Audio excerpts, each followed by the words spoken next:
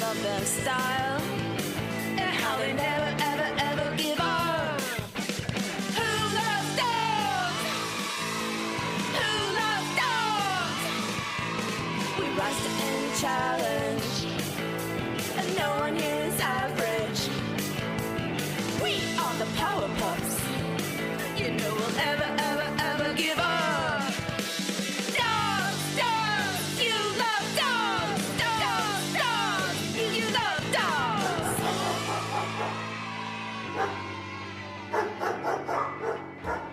Hello, and welcome to the adventures of Power Dog in Dogland. We're so glad you're joining us for this very special season. Tree. That's right. And this is chapter Forest. Four-est. That's funny. Hey, Hank, may the forest be with you. May the forest be with us all. You may remember when our story left off.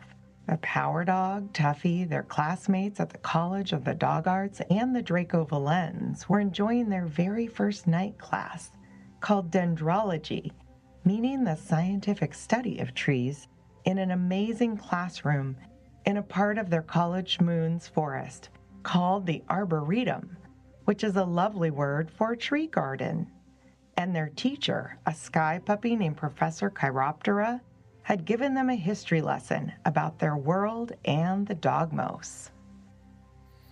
Sun Dragon and Moon Lizard have known each other for eternity and are eternal themselves. It is their nature to circle a galactic acorn of the great dogmos tree so fast that it sprouts and swirls and becomes the roots of a tree.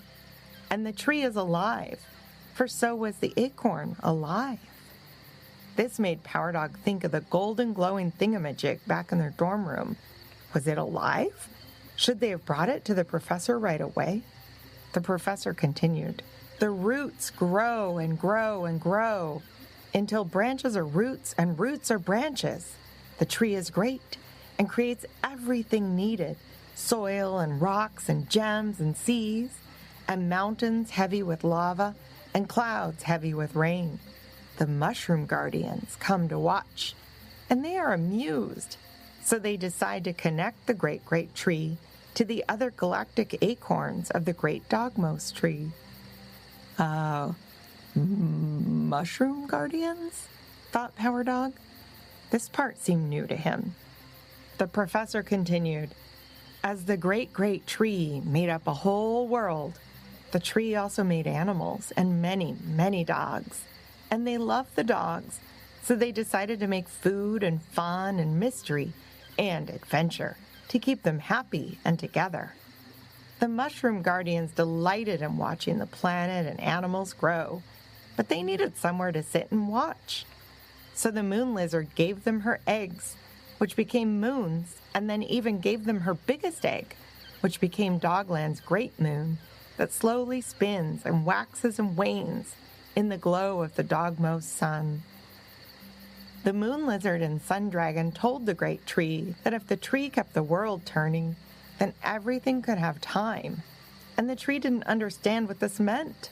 So the mushroom guardian said, you get to say, in the beginning. And the tree liked the sound of that, but asked if all of their creations could have such time, and if trees could have their own longer, slower, and different time. And all of every being in the dogmos loved this idea of different times and time as well. They agreed that it should be so for all the tree planets and all of the beings throughout the dogmos, and so it is for all trees on every world throughout the dogmos. As the professor took a moment, he asked the Draco Valens about their world, Elementar, and Vulcanean, whom Power Dog was beginning to think was their leader, or at least their spokesdragon, stepped forward and shared. Our world is also formed around a great tree. It is called the eternal ironwood, and it is also said to be the giver of all life on Elementar.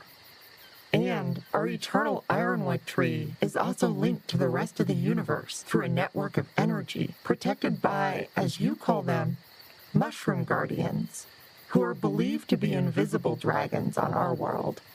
It is why our people say all the magic and energy in the entire universe runs on dragons and mushrooms. Power Dog perked up, as he had heard this exact statement before. Then, Maureen placed a satchel on the ground next to Vulcanian, who nodded to her, and then to the professor and students. And our eternal ironwood tree has sent us here with a message to give to Dogland's great, great tree, said Elementar as they stepped forward. Vulcanian reached into the bag, and much to Power Dog and Tuffy's complete and utter surprise, they pulled out a great, golden, glowing, glittery, acorn-shaped cone and held it in the air for all to see at the top of that moonlit tree canopy. Power Dog could not believe what he was looking at, and neither could Tuffy. They shook their heads and blinked before they looked again. They stared in amazement. Was this really happening, thought Power Dog? Tuffy elbowed Power Dog in the ribs softly and whispered, "Power Dog, what is going on? Is this really happening?" Power Dog blinked again, tried to look away, and found that he couldn't look away. He felt completely locked in and so confused. Even though he couldn't look away, Power Dog was able to notice what was in his peripheral vision. Do you know this word, peripheral? Periphery means the outer edges of something, like the sides of a picture or the outer part of a circle. When you see something moving from the side while looking straight ahead, that's your peripheral vision working. Everything a sighted individual can see out of the corners of their eyes without turning their head is considered peripheral vision, which is basically the periphery or outer edges of your sight, and a pretty cool power to have if you think about it. Now, as I was saying, Power Dog was able to notice what was in his peripheral vision. He could gather that the husky dog and golden lab were paw in paw, linked to each other, and the husky was loud whispering into the golden lab's floppy ear. "It's some type of glowing pinecone thingamajig," Power Dog heard the husky say. "But it's really bright, like a torch or a campfire." Huh, Power Dog thought as he continued to stare at the glowing cone, still feeling locked in. What the husky said was true. This golden glowing cone thingamajig seemed to be shining brighter than the one he had safely tucked away in his father's satchel in their dorm room. This thingamajig was illuminating everything around it, and it seemed like he could almost see right through it. It was pretty, like a winter holiday decoration. "It's a little different than our glowy thingamajig," he whispered to Tuffy. "Ooh," Tuffy whispered back. "You're right. It's not quite exactly the same. Great job noticing that difference." Power Dog's mind was racing now, trying to sort this out. Then he remembered what Vulcanian had said right before pulling this thingamajig out of their bag, and he whispered back to his cousin. They said it was a message from their tree, the eternal ironwood tree. Power Dog focused his super-powered vision and reminded himself to pause his paws and pay attention. "Okay, it's not just brighter than ours," he continued to Tuffy. "It's also like looking at a reflection of ours." "Huh," said Tuffy. "Do you think we need to go get ours? Do you think we need to be excused from this class?" Power Dog nodded yes very slowly and replied, "Yeah, but let's wait a few minutes. We know our thingamajig is safe and sound in our room." Tuffy cocked an eyebrow and an ear at this, and they both knew Power Dog was saying this for both of them to feel better about leaving it behind in the first place. Power Dog was certainly feeling regret about not just bringing it along with them to class now. But how was he supposed to know this would happen? Vulcanian carried the dragon's golden glowing thingamajig in the palms of his talons over to Professor Chiroptera, who donned some very tiny spectacles as the dragon approached. Curious, mused the professor. Do you know what it is? Hollered the golden lab as they leaned on the husky. The professor didn't look up but replied, No, Linden, I do not. In science, we'd call this novel, because it is new or previously unknown. But in magic, maybe I'd say it's a marvel.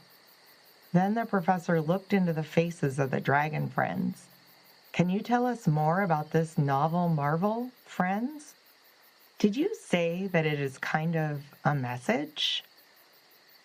Vulcanian smiled and nodded to Elementar, who nodded back, stepped forward, and said, Yes, this is a hophorn beaming seed. Our great eternal ironwood releases these seeds to beam image-based messages to us. The professor nodded slowly and replied, How remarkable. What if you're not fully sighted? Hollered the yellow lab. Elementar looked across the group to the lab, and their husky friend nodded thoughtfully and replied, All one has to do is hold the hophorn beaming seed in whatever capacity they can, and the message will be revealed through the senses the holder of that message has. It has sometimes been described as a vision in one's mind's eye.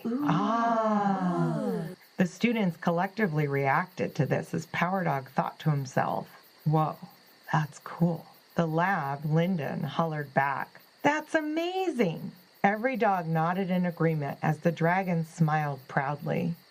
Hophorn beaming seed, mused the professor. Can I touch it? Vulcanian nodded affirmatively and waved his own talon over it, making the light flicker just a bit, and then, to everyone's continued amazement, both Vulcanian and Professor Chiroptera waved their delicate talons right through it. Wow. What? Something about that moment seemed to release Power Dog's stare, and he was able to shake loose from the locked-in feeling and look around the treetop classroom for a beat. Vulcanian handed the object to the professor, who took it in his small paws, and it was in that moment that Power Dog could see teeny tiny beams of light shining up from something small and dark in the professor's palms. The projection of the golden thingamajig wobbled in the breeze, and everyone quietly watched. The silence was broken when Linden piped up again with, Well, what is the actual message? What does it mean? Everyone looked to the professor, who looked to the dragons, who looked back at everyone else, simply blinking their eyes. Vulcanian looked around the group and said, The previous image was that of your world, but the image changed once we landed on Dogland. We thought that you dogs would simply recognize this golden cone, thingamajig.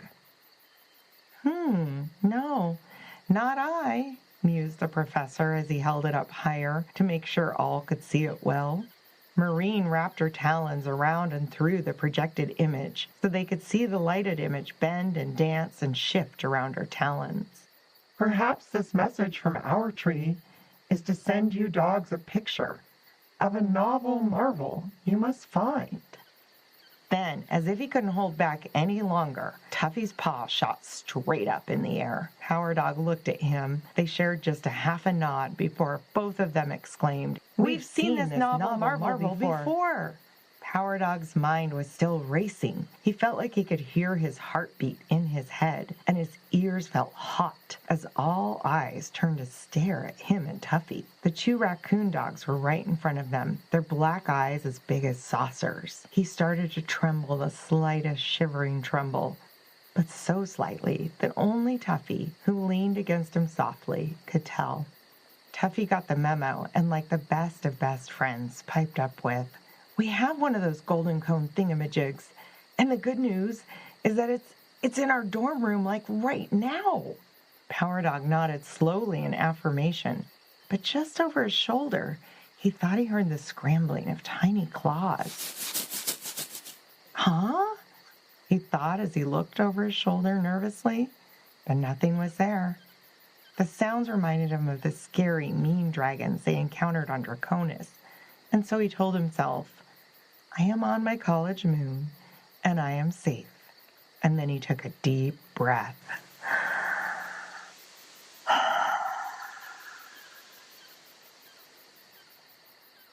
It made him feel better, but his ears still felt hot, quite hot, and his vision was a tad blurry, which didn't help one bit. When Power Dog refocused his vision, he saw that their classmates had cleared a path so that the two cousins could get closer to the professor, dragons, and the hophorn beaming seed. Neither Power Dog nor Tuffy could resist waving their paws through the beam to try to interact with it. The lighted image wobbled and darkened around their moving paws. We could go to our dorm room and get our thingamajiggy, offered Tuffy. We can be really fast. Power Dog agreed with an emphatic nod while still staring down at the dragon's glowing cone image. The professor looked around the entire tree canopy and then said loudly, This feels quite important. Let us all go to the dorm together and right away. Everyone perked up and bounded to the hole in the floor that was also a roof as fast as they could, but still in a surprisingly orderly and seemingly organized manner. Power Dog and Tuffy skipped many soft, squishy, and bouncy mushroom steps at a time to race down the trunk of the classroom tree, and they bounded back to their dorm without saying a word. They were on a mission, and time felt of the essence somehow. Their entire class was behind them, and Professor Chiroptera was flying over them alongside the dragons, all keeping pace with the dogs. When they reached the dorm, they were all panting and feeling a bit tired. Power Dog looked up at their window and noticed it was open. He didn't remember opening the window, but maybe Tuffy did while he wasn't looking. It was rather warm on the college moon that night, and in fact, all of the windows of the dorm were open. The students, dragons, and the professor streamed into the building. When they reached Power Dog and Tuffy's room, Power Dog and Tuffy were surprised to find their door was a crack open, and they both knew they had certainly closed it when they left. Hello? Called Power Dog as he entered the room cautiously. Is someone here? He could feel the tips of his fur begin to stand on end, an anxious feeling that also made him feel warm and uneasy. His ears started to feel hot again. But with his cousin, whole class, teacher, and even a pack of dragons with him, he knew he could be brave. And knowing that his own glowing cone thingamajig was only a few feet away, pulled at him. Just then, he saw something long, dark, furry, and wriggly slip out of the window and into the night air. As anxious as he might have been, this was so curious that it had the better of him, and he ran to the window with Tuffy right behind him. He leaned out of the window to see what he could see, and then yelped when he felt a sharp sting across the tip of his nose. "Power Dog!" exclaimed Tuffy. Power Dog's eyes were scrunched shut from the pain as he slid down the wall under the window and held his paws over his stinging, bleeding nose. The hot and scared feeling started to take over, welling up inside him, and he looked around the room to see if there was anyone or anything else that could hurt them. Tuffy looked out the window. "Hey!" he yelled. He turned, put a paw on Power Dog, and exclaimed, "I just saw someone leap from a top branch of our own dorm tree, and they scuttled down the branches so fast. It was like a really big squirrel. And then they were on the ground and running away from the building into those bushes, those bushes over there." Power Dog, upon assessing that there were no strangers in the room, joined Tuffy to look out the window again. "Hey! Come back here, you coward!" Tuffy barked into the night. "The intruder had a long tail with a pattern of rings," said Tuffy as he wheeled around to see the two raccoon-type dogs who were standing right behind them now. "Oh, my dogs! It was like your tails, but on like a little squiggly body," he said to the girls. Power Dog, still rubbing his nose, made his way to a lamp. When he turned it on, they were all shocked to see that the entire room had been trashed. Power Dog's watery eyes were wide as he surveyed the damage. Tuffy's ears started to turn visibly red as he angrily asked, "Why?" All of the pups began to sniff and sniff and sniff. Tracking was a skill many were born with, and all were educated in before they ever even got to college. Professor Chiroptera and the dragons flew from the edge of the window towards the bushes Tuffy pointed to. Power Dog dropped his paw from his nose, which had a huge scratch across its tip now. He could tell it was as bad looking as it felt by the looks on everyone's faces. "I just don't know what's even going on here," he bemoaned. "Why trash our room?" "Yeah," agreed Tuffy. This doesn't smell like a dog," called Linden, the yellow lab, with their snoot held high in the air while their body rested along the husky dog's body. It was true. There was a smell, perhaps of the intruder, and it wasn't dog. It was vaguely familiar, but only very, very vaguely. "Hey, look at that!" Tuffy pointed to a shelf where they had set some nice things. Each thing from the shelf, a cup, a clock, a few good luck rocks, some crystals, and sticks from home, had all been knocked down to the floor below, and seemingly for no particular reason. Now, who would knock everything off of a shelf just to knock it off of a shelf? Asked Tuffy. It was right at that moment that Power Dog felt very intensely that something was missing. "Something is missing, Tuffy. That ring-tailed nose scratcher is more than a vandal. They are a thief." Tuffy looked all around the room, trying to identify what could have been taken, but it was hard to see very much with so many of their classmates crammed into the room with them. The professor flew back in through the still open window, and the dragons landed on the very tree the vandal had used to make their escape. Power Dog held up the satchel his dad had given him and shook it upside down for dramatic effect. He then cleared off their shared desk, and Tuffy gasped. Power Dog nodded. The golden glowing thingamajig. It was gone.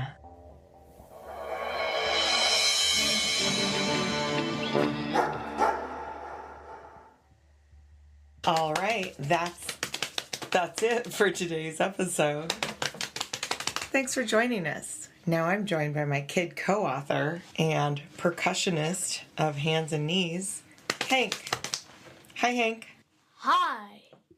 Hey, Hank, you got a joke for me? Yeah. Why are trees great at networking? Why?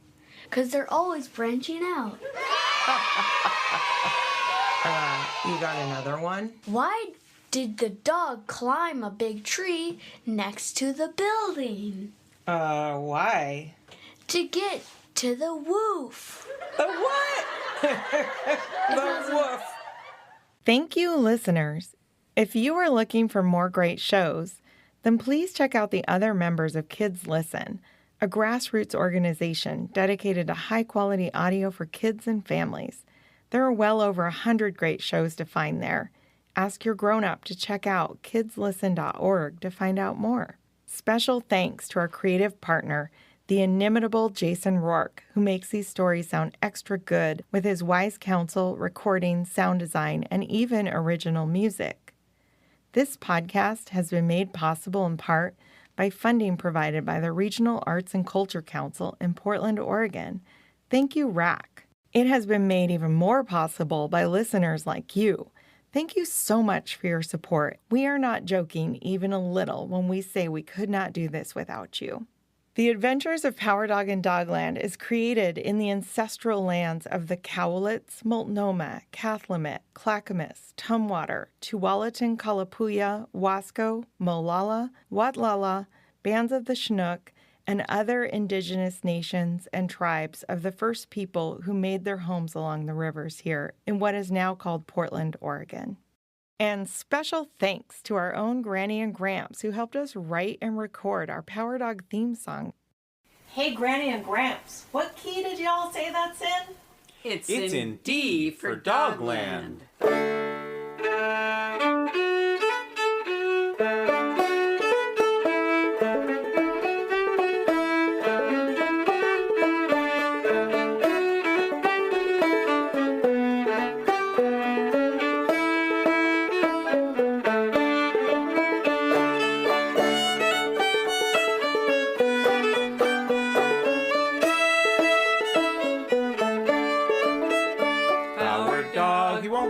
up. Power dog, he won't give up. Chases problems till they're done. Power dog, he won't give up. When we're chasing danger and we're riding across the seas, sure he's right there leading us up, barking with the seals.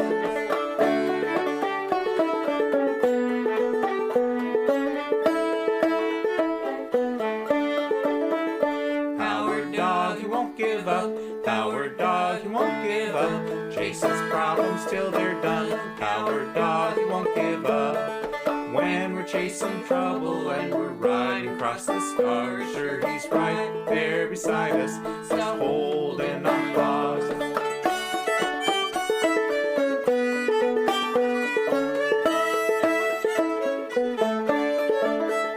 Power dog, he won't give up.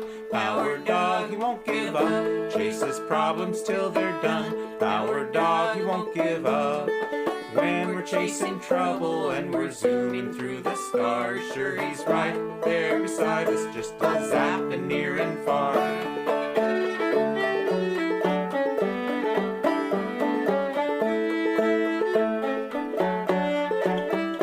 Power dog, he won't give up. Power dog, he won't give up. Chases problems till they're done. Power dog, he won't give up. When we're bugging a volcano or we're straddling a storm, Power dog is right beside us at every little turn.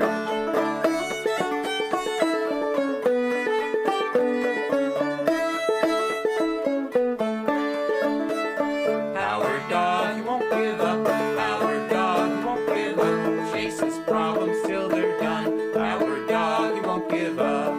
At night his fennec foxes, in the days his platypuses. We herd 'em up and whoop 'em down. Our dog's right beside us.